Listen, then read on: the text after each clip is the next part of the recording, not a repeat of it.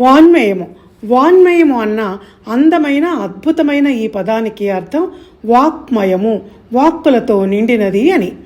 ఇది వ్రాత వాడుకలోకి రాకముందు చెప్పబడినది.